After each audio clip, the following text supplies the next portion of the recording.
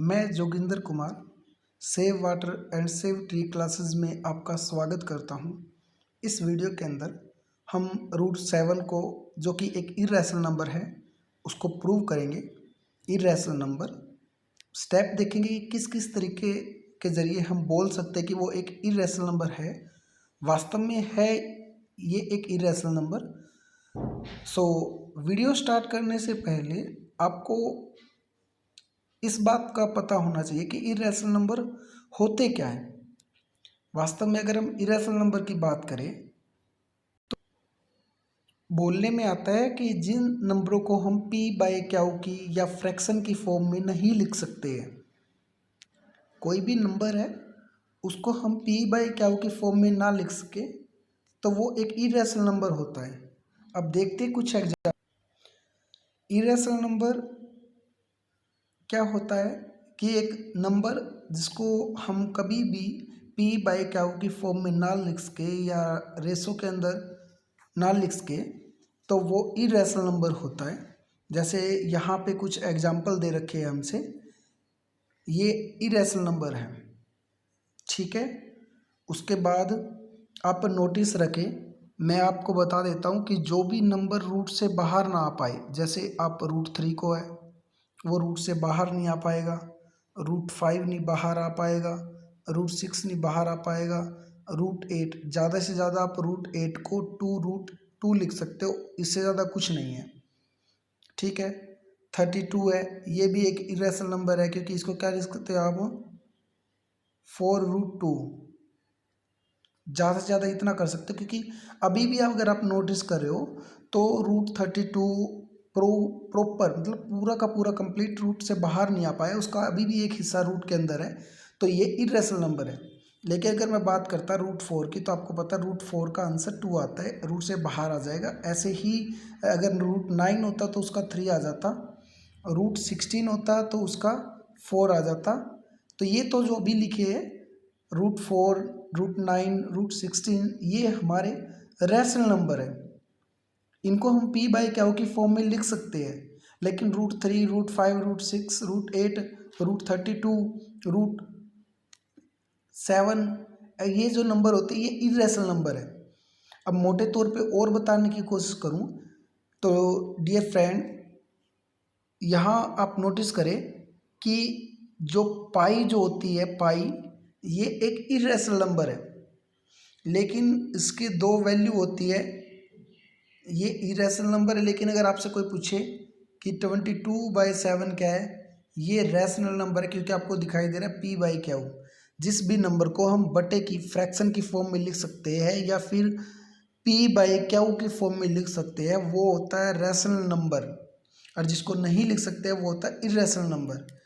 लेकिन अगर आपसे कोई पूछे कि 1.34 ये भी रैशनल नंबर है, लेकिन एक छोटी सी ध्यान देने वाली बात है कि अगर 3.14 और आगे चल रहा है या आगे कुछ चलता जा रहा है तो फिर वो इरेशनल नंबर है, इस बात को याद रखें, ठीक है। ये पाई के दोनों मान है 22/7 और 3.14, 3.14, ये दोनों अगर बात करें ये तो है रैशनल नंबर। लेकिन वैसे अगर आप जब भी डिवाइड करते हो इसको तो ये चलती जाते हैं, कभी पाई की वैल्यू ख़त्म नहीं होती है। अगर ऐसे दिखा रखा है तो ये रैशनल है इस तरीके से, लेकिन आगे चलती जा रही है चलती जा रही है, ख़त्म नहीं हो रही है वैल्यू, तो वो इरेशनल नंबर है। इस बात को आप याद रखें, ठीक है। ई जो एक्सपोनेंशियल फंक्शन होता है वो भी एक इरेशनल नंबर होता है।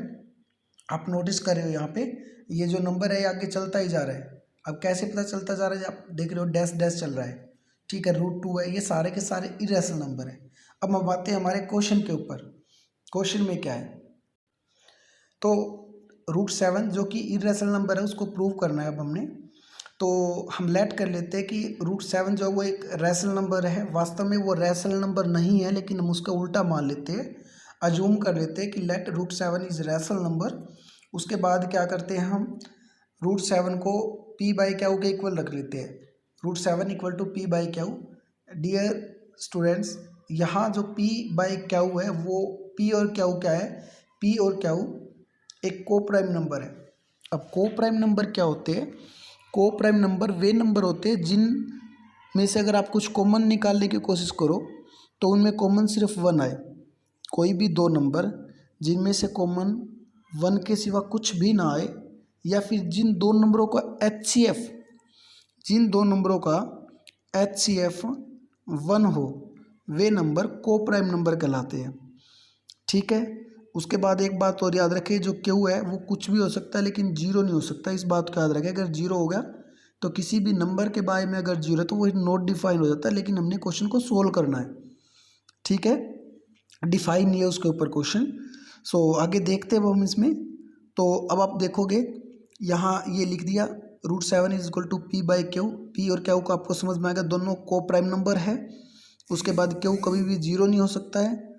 उसके बाद अगर आप देखोगे square on both side, square on both side करने के बाद आपको पता है कि स्क्वायर करेंगे वो दोनों साइड, तो यहाँ से आ जाएगा 7 कैंसिल हो जाएगा, इधर से √7 आ गया, इधर आ जाएगा P²/Q²।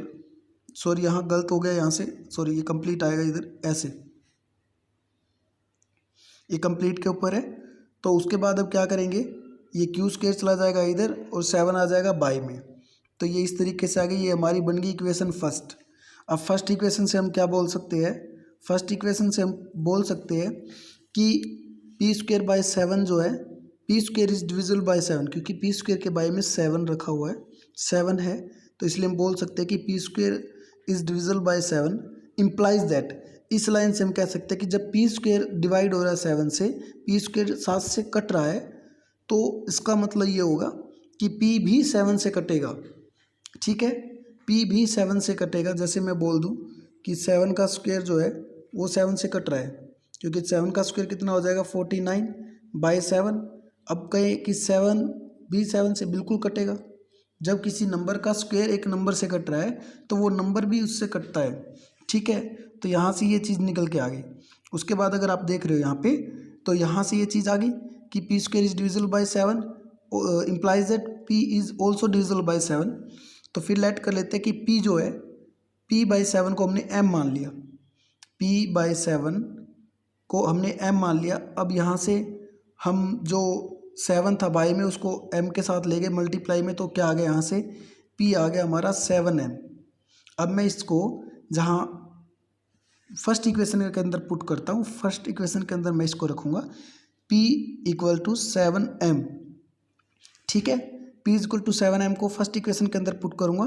तो फर्स्ट इक्वेशन आपको पता है, फर्स्ट इक्वेशन हमारी ये है, इसके अंदर पुट करा मैंने, तो P की जगह पे वो P² था, इसलिए 7M का स्क्वायर बाय 7 आ गया, 49/m² हो गया। अब आपको पता 49/m है, तो ये इससे कैंसिल होके कितना आ जाएगा, Q² बाय में 7m² आ जाएगा। ठीक है, Q² बाय 7m² आ गया। अब ये जो 7 है ये बाय में चला जाएगा Q² के। तो अब आगे देखोगे तो यहाँ से आ गया m² is equal to Q² bye 7। तो यहाँ से हम बोल सकते हैं कि Q² is divisible by 7 implies that Q is also divisible by 7। जब Q² 7 से डिवाइड हो रहा है तो इसका मतलब Q भी 7 से डिवाइड होगा, 7 से कटेगा। तो आवर अजम्पशन इज रॉन्ग। अब हमारा जो अजम्पशन है, जो हमने मानना था वो गलत है।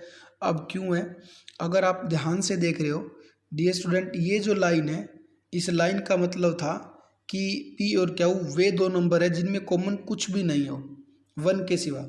मतलब इन दोनों का HCF कितना है, 1 था। लेकिन हमने नोटिस किया जो 7 है, 7 is common factor of P and Q। जो 7 है वो P का भी कॉमन फैक्टर है, P का ही फैक्टर था और Q का भी, क्योंकि वो P को भी कैंसिल कर रहा था और Q को भी कैंसिल कर रहा है। लेकिन हमने तो ये दोनों स्टार्टिंग में ऐसे नंबर लेके चले थे कि जिनमें कॉमन सिर्फ 1 के सिवा कुछ भी ना है। लेकिन पूरा क्वेश्चन सोल्व किया तो हमने देखा कि इनमें तो 7 भी कॉमन आ रहा है। इट मीन्स ये को प्राइम नंबर नहीं है। जिन दो नंबरों में सिर्फ 1 हो HCF या कॉमन 1 आए वो होते को प्राइम नंबर। तो यहाँ पर तो 7 कॉमन आ गया जब पूरा क्वेश्चन सोल्व किया, क्योंकि जो 7 है वो Q² को, मतलब Q को भी कैंसिल कर रहा है, काट रहा है, और P को भी काट रहा है। इसका मतलब दोनों को काट रहा है, तो दोनों में है, वो दोनों का फैक्टर है। लेकिन हम को प्राइम नंबर लेके चले थे, मतलब 1 के सिवा कुछ भी कॉमन हो, लेकिन सोल्व करने के बाद तो 7 कॉमन आया। इसीलिए जो हमारा अजम्पशन है वो रॉन्ग है। सो हम बोल सकते हैं कि हमने रैशनल नंबर माना था, रैशनल नंबर नहीं है। So √7 is an irrational number. इस प्रकार से इस क्वेश्चन को सोल्व करना था। Dear friend, dear student, I hope कि मैंने जो वीडियो के अंदर समझाने की कोशिश की है वो आपको समझ आ गया होगा। फिर भी अगर समझ नहीं आता तो एक बार और कोशिश करें, क्योंकि फर्स्ट टाइम अगर आप देख रहे हो तो मे बी थोड़ा सा हैवी लग सकता है, लेकिन मैंने बहुत इजी मेथड से आपको समझाने की कोशिश की है। अगर आप वीडियो आपको अच्छी लगी है, समझ में आई, तो प्लीज़ लाइक और शेयर करें, अपने फ्रेंड तक पहुँचाएं ताकि वो भी इसका फ़ायदा उठा सके। और वीडियो के अंदर कोई भी किसी भी प्रकार की कोई गलती है सो प्लीज़ आप कमेंट के अंदर बताएं, ताकि ऐसी गलतियां आने वाली जो वीडियो है उनके अंदर ना हो। मैं भी एक इंसान हूँ, छोटी मोटी गलतियाँ, क्योंकि बहुत सारी चीज़ें नोटिस रखनी पड़ती है वीडियो बनाते समय, तो कोशिश गलती करने का मन नहीं करता, लेकिन फिर भी कहीं ना कहीं इतनी चीज़ों को ध्यान में रखते हुए छोटी मोटी गलतियाँ हो जाती है, ध्यान नहीं रहते। सो प्लीज़ अगर आपको गलती दिखाई देती है या कोई है तो प्लीज़ आप कमेंट के अंदर ज़रूर बताएं, ताकि मैं उनको सुधार पाऊँ। और वीडियो को लाइक और शेयर ज़रूर करें। जय हिंद, जय भारत।